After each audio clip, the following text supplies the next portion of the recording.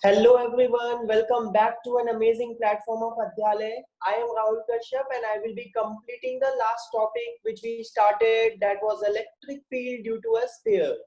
तो अगर आपने लास्ट क्लास नहीं देखा है जहाँ पे हमने ये टॉपिक स्टार्ट किया तो make sure that you go through that lecture. This lecture will completely clear all the doubts regarding spherically symmetric charge distribution. ठीक है? It's a very important topic as I have told you earlier. So let's begin without wasting any time. So last class में हमने क्या पढ़ा था? हमने सबसे पहले स्फीयर्स को दो पार्ट में डिवाइड किया था. एक है हमारा सॉलिड स्फीयर और एक है हॉलो स्फीयर. फिर हमने फर्दर बाइफर्केशन किया था. हॉलो स्फीयर को दो पार्ट्स में डिवाइड किया. One is conducting hollow sphere CHS and another is non-conducting hollow sphere NCHS. Similarly, solid sphere को भी दो पार्ट्स में डिवाइड किया. One is conducting solid sphere and another is non conducting solid sphere. तो last class में हमने ये पढ़ लिया था. This first one was completed, conducting hollow sphere. Go through it's class if you have not read it yet. आज हम बाकी तीन टाइप्स ऑफ स्फीयर को करने वाले हैं. तो let's begin with this one, non conducting hollow sphere. तो students, non conducting hollow sphere नाम से ही पता चल रहा है कि ये एक नॉन कंडक्टर का बना हुआ है. That means it will not allow charges to flow on its surface. तो चलो एक hollow sphere बना लेते हैं. This is my hollow sphere and the topic is non-conducting hollow sphere. Correct? अभी non-conducting है तो obviously it's a hollow sphere, तो अंदर तो air होगा, अंदर तो चार्जेस जाने का सवाल ही नहीं उठता है. चार्जेस तो सरफेस पे ही होंगे. ठीक है? अभी मान लो आपने इस पे Q चार्ज दिया है और इसकी रेडियस कैपिटल आर है, एज यूजुअल हमारा पुराना साइन कन्वेंशन. अब सुनो ध्यान से. अब ये डिपेंड करता है कि आपने चार्जेस इस पे कैसे डाले हैं. देखो, अगर ये कंडक्टर होता तो आप कुछ भी चार्ज डालोगे ना तो वो ऑटोमेटिकली यूनिफॉर्मली डिस्ट्रीब्यूट हो जाएगा through out the surface of the sphere. Why? Because conductor की एक वेरी इंपॉर्टेंट प्रॉपर्टी होती है that the charges reside on the surface of the conductor. और क्योंकि ये एकदम सिमेट्रिकल बॉडी है तो चार्जेस इवनली डिस्ट्रीब्यूट होंगे. मतलब अगर आप यहाँ से 1 सेंटीमीटर स्क्वायर का एरिया काट के निकालो, इस पे 1 कूलम चार्ज है, तो यहाँ से भी 1 सेंटीमीटर स्क्वायर निकालोगे तो इस पे भी 1 कूलम चार्ज ही होगा. इसी को बोलते हैं uniform distribution of charge. But क्योंकि ये नॉन कंडक्टर है, अगर सोचो आपने इस पॉइंट पे 10 कूलम चार्ज दे दिया, मान लो यहाँ पे 10 कूलम चार्ज आपने दे दिया, तो अब ये 10 कूलम चार्ज इस स्फीयर पे फैलेंगे नहीं, वहीं पे रहेंगे. ये कुछ ऐसा सिचुएशन होगा कि आपने फेविक्विक से चार्ज को यहाँ पे चिपका दिया. ऐसा क्यों होगा? क्योंकि ये एक नॉन कंडक्टर है. ठीक है? तो इस टॉपिक में हम पढ़ने वाले हैं सबसे पहले यूनिफॉर्म डिस्ट्रीब्यूशन ऑफ चार्ज, कि अगर चार्ज को हम यूनिफॉर्मली डालते हैं स्फीयर के सरफेस पे, यूनिफॉर्म चार्ज डिस्ट्रीब्यूशन. तो सोचो, अगर यूनिफॉर्म चार्ज डिस्ट्रीब्यूशन हुआ मतलब हमने हर पॉइंट पे इक्वल अमाउंट ऑफ चार्जेस डाले, फेविकॉल से मान लो इन्हें चिपका दिया, तो in that case the electric field at all the points will remain same as that of conducting hollow sphere. क्योंकि आपने चार्जेस डिस्ट्रीब्यूशन, एक बात का ध्यान रखना, when you are dealing with electric field and electric potential, charge distribution decides the formula, right? Mass से तो कुछ करना नहीं है, अंदर मटेरियल है नहीं है, उससे कुछ नहीं करना है. तो चार्ज डिस्ट्रीब्यूशन के बेसिस पे ही इलेक्ट्रिक फील्ड डिसाइड होगा. तो अगर आपने यूनिफॉर्म चार्ज डिस्ट्रीब्यूशन किया है तो इसकी चार्ज डिस्ट्रीब्यूशन एग्जैक्टली सिमिलर होगी पिछले केस के, केस 1 के, जहां पे हमारा कंडक्टिंग हॉलो स्फीयर था. तो सारे फार्मूलाज भी क्या होंगे स्टूडेंट? सेम होंगे. तो जल्दी से यहाँ पे लिख लेते हैं केस 1. भाई केस 1 क्या था? P पॉइंट मान लो कि यहाँ पे है, which is lying outside the sphere, and I have told you I will always assume the center of sphere to the point under consideration distance as small r, है ना? तो फिर इलेक्ट्रिक फील्ड केस 1 को मैं कैसे लिख सकता हूँ? Small r is greater than capital R. ये सफिशिएंट है तुम्हें बताने के लिए कि I am dealing with a point lying outside the sphere.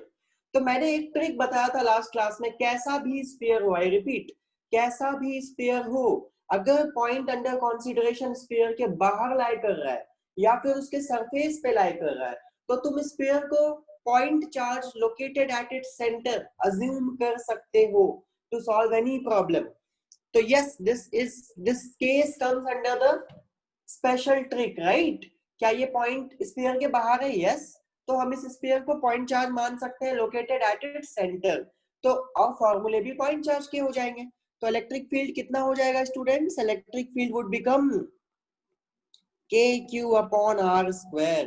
के की वैल्यू आप जानते हो 1/4 पाई एप्सिलॉन नॉट, राइट? तो ये हो गया आउटसाइड पॉइंट के लिए। अब हम केस 2 देखते हैं। केस 2 क्या है? when small r equal to capital R, क्या ये point lying on the surface of the sphere है? बिल्कुल है। तो इसके लिए भी हम शॉर्ट ट्रिक यूज कर सकते हैं। मैंने क्या बताया था शॉर्ट ट्रिक के लिए? whenever the point under consideration lies either outside the sphere or on the surface of the sphere, we can always treat the sphere as a point charge located at its center। ठीक है? तो इसके लिए भी कौन सा formula हो जाएगा? के क्यू अपॉन स्मॉल आर को हम क्या लिखेंगे? Capital R. तो ये बन गया हमारा फॉर्मूला, ये देखो। Done. And now the last one, case 3। Case 3 अगर हम इनसाइड पॉइंट की बात करें, मान लो ये पॉइंट है P और ये स्मॉल r है। Since it is a uniform charge distribution, क्या सेम फॉर्मूले रहेंगे जो कंडक्टिंग होलो स्फीयर का था? यस। क्या कंडक्टिंग होलो स्फीयर के अंदर फील्ड कितना होता है? 0। तो यहाँ भी कितना होगा स्टूडेंट्स? इट विल बी 0, है ना? अभी यहाँ पे एक और बात सुनना मेरी ध्यान से, although it's not that important but still कोई भी पॉइंट मिस नहीं होना चाहिए जहां से क्वेश्चन बन सकते हैं। यहाँ पे मैंने क्या लिखा है? Uniform charge distribution. अगर यूनिफॉर्म चार्ज डिस्ट्रीब्यूशन नहीं होगा, मान लो आपने सारे चार्जेस यहीं दे दिए इतने से जगह में 10 कूलम, इधर कोई चार्जेस है ही नहीं, मान लो इस रीजन में कोई चार्ज नहीं है, बस यहीं पे सारे चार्जेस कॉन्सेंट्रेटेड है, तो ये सारे फॉर्मूले वैलिड नहीं होंगे। ठीक है?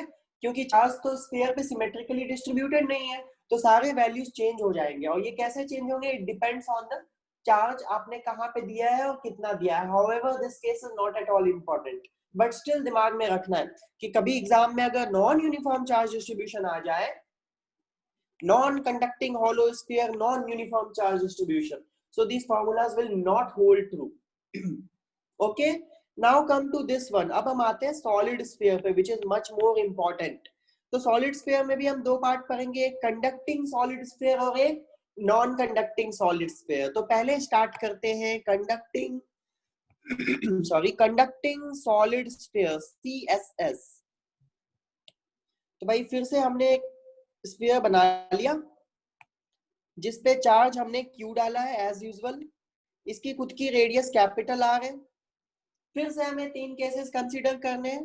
पहला case, point P is lying outside the sphere and of course this distance will be denoted by small r।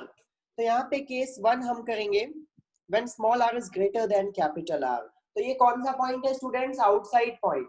फिर हमारी ट्रिक यूज होगी, फॉर एनी आउटसाइड पॉइंट और the point lying on the surface we can always consider sphere as a point charge। अब point charge के फॉर्मूले valid हो जाएंगे। तो इलेक्ट्रिक फील्ड कितना होगा आउटसाइड पॉइंट के लिए? K q upon small r square.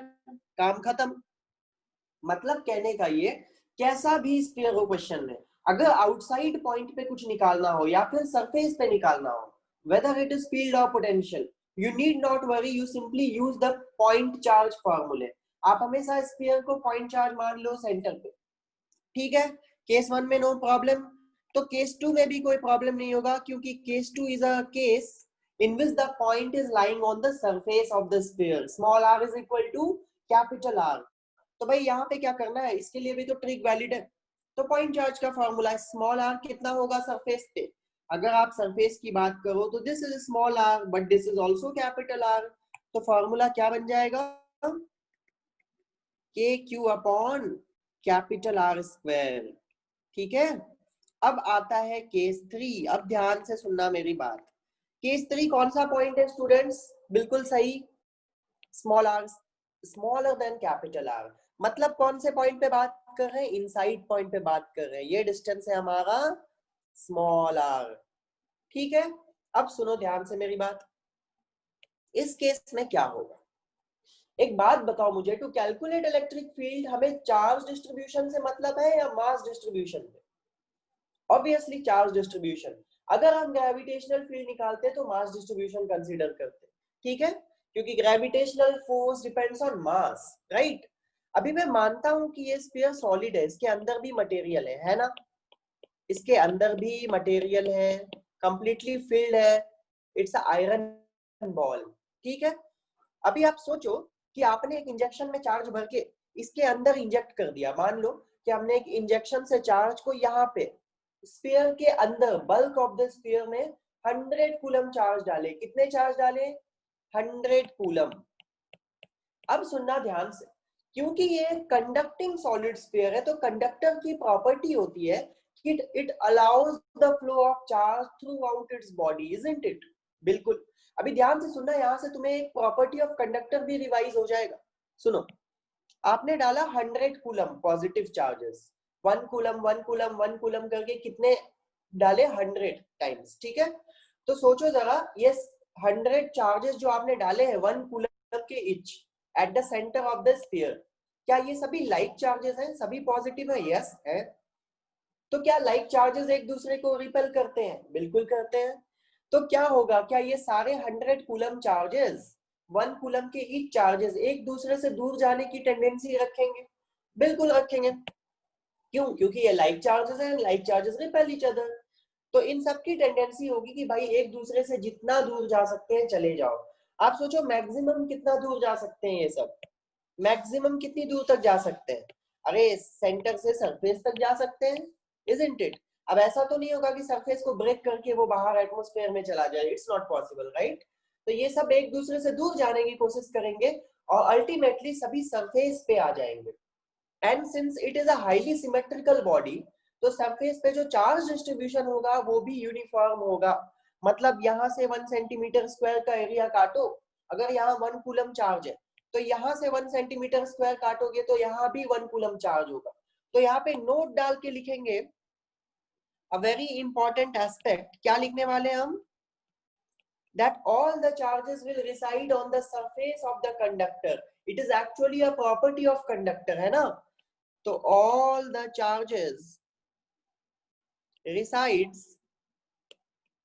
on the surface of the conductor, on the surface of the conductor, ठीक है। all the charges resides on the surface of the conductor। अब मुझे सोच के ये बताओ कि अगर सारे चार्जेस सरफेस पर ही हैं और वो यूनिफॉर्मली डिस्ट्रीब्यूटेड है, तो इस केस में या इस केस में या फिर फर्स्ट केस जो पढ़ा था कंडक्टिंग हॉलो स्फीयर, इन तीनों में क्या फर्क है? ये सोच कर बताओ। कोई फर्क नहीं है। As far as charge distribution is concerned these three cases are one and same। और इलेक्ट्रिक फील्ड तो चार्ज डिस्ट्रीब्यूशन से होता है। अरे तुम्हें क्या मतलब है, अंदर मास है, कोई बोलेगा सर अंदर तो मास है, वो सब हॉलो था। भाई तो मास से तुम्हें क्या करना है? तुम्हें तो चार्ज से मतलब है ना, क्योंकि तुम क्या कर रहे हो? इलेक्ट्रोस्टैटिक्स, ठीक है। अगर ग्रेविटेशन पढ़ते तो हमें मास से मतलब होता, चीजें अलग होती। But right now we are concerned in finding out electric field which is solely dependent on charge distribution, and since it's a conducting body, इसके अंदर कोई भी चार्ज नहीं रहेगा। सारे चार्जेस कहाँ पहुंच जाएंगे? बाहर पहुंच जाएंगे, सरफेस पे।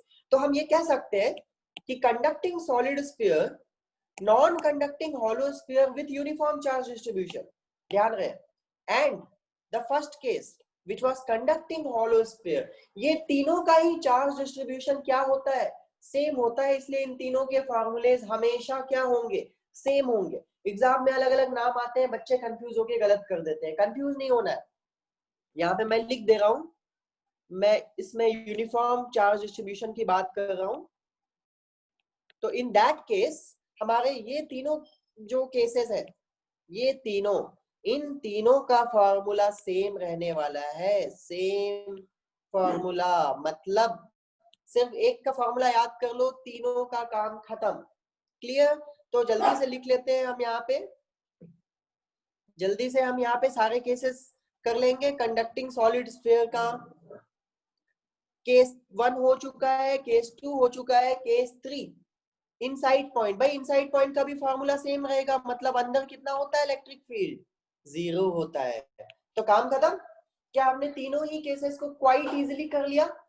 क्या कभी भी कंफ्यूजन होगी? बिल्कुल नहीं, क्योंकि तीनों केसेस के फॉर्मूले सेम होते हैं।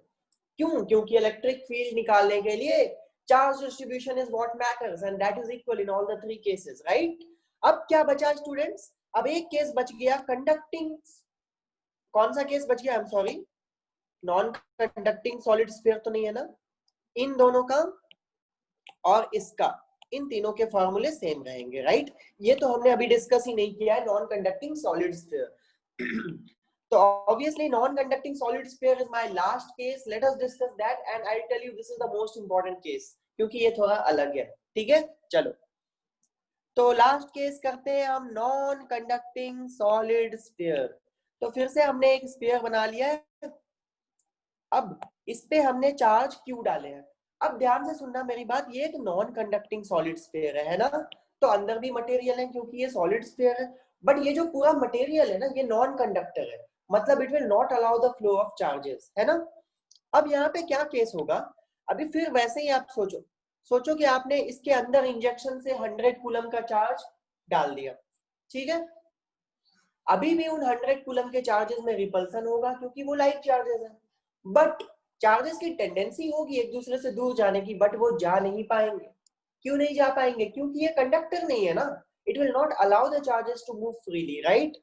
तो मतलब ये कुछ इस तरह से है, मैं बताता हूँ। आपने वाटरमेलन देखा है? वाटरमेलन के अंदर बीज होते हैं ना, हर जगह इनसाइड होते हैं। आप उन बीज को मान लो 1 कूलम के चार्जेस है, और watermelon is obviously a solid sphere, ठीक है? तो कुछ उसी तरह का सिचुएशन होगा, आप जहां पे चार्जेस को रखोगे ना वो वहीं पे रह जाएंगे। जैसे जैसे मान लो यहाँ पे 1 कूलम मैंने डाला, यहीं रहेगा, वो मूव नहीं कर सकता। यहाँ पे 1 कूलम, वो भी यहीं रहेगा। यहाँ पे 1 कूलम, यहाँ पे 1 कूलम, जहां पे रख दिया चार्जेस हो वहां पे फिक्स हो जाएंगे वाटरमेलन के सीड्स की तरह, ठीक है? तो that is why this case will have a different charge distribution unlike earlier 3 cases जिसमें charge distribution same थे। सारे चार्जेस कहाँ पे थे पिछले तीनों केसेस में? सरफेस पे। बट यहाँ पे चार्जेस अंदर भी होंगे, सिर्फ सरफेस पर नहीं होंगे। क्यों? क्योंकि ये चार्जेस के फ्लो को अलाउ नहीं करेगा। तो फिर से इसके चार्ज को हम मान लेते हैं Q और रेडियस को मान लेते हैं R। तो भाई यहाँ पे हमारे 3 केसेस, केस 1, केस 2। भाई केस 1 क्या है? Small r is greater than capital R। मतलब कौन सा पॉइंट से डील कर रहे हैं हम? Outside point. ये देखो P point, this is my small r, okay?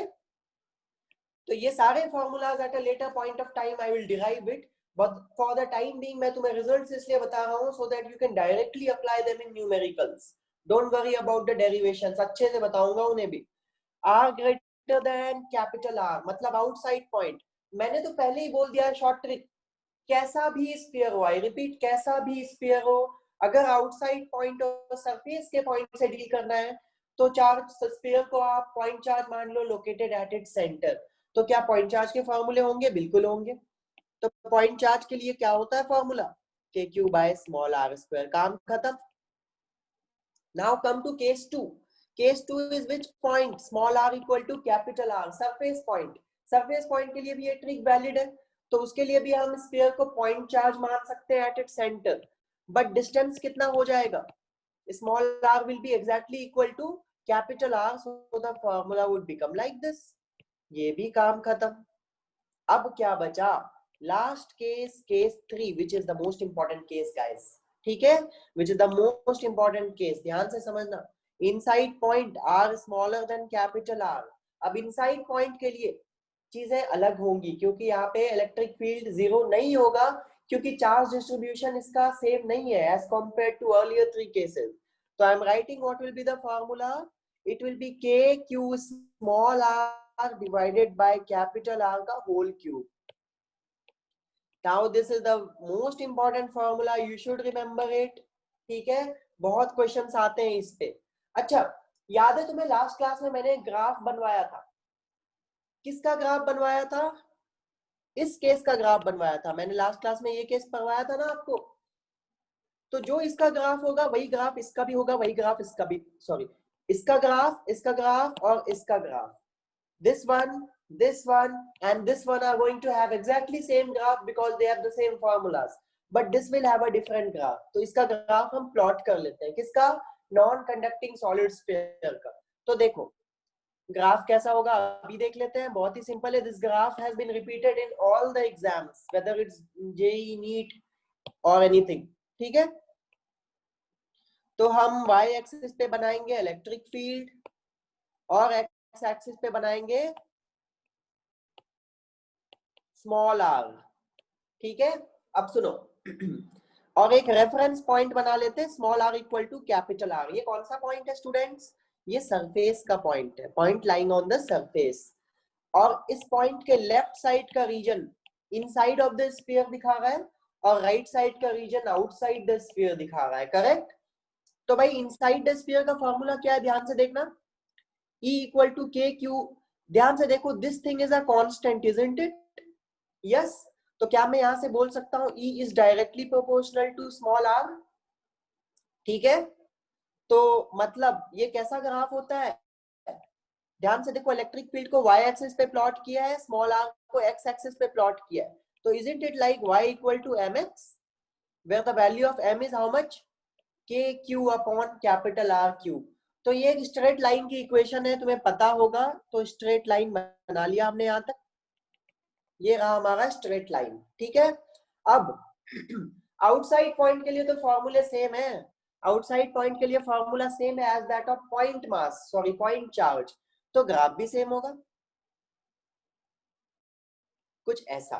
तो इस रीजन में मैं लिख सकता हूं E is inversely proportional to R square, and इस रीजन में लिख सकता हूं E directly proportional to R.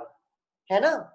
ठीक है. अच्छा, अगर कोई मुझसे पूछ दे बताओ इस स्ट्रेट लाइन का स्लोप कितना है, तो हम वो भी बता सकते हैं. एम्स में आया था फ्यू इयर्स बैक.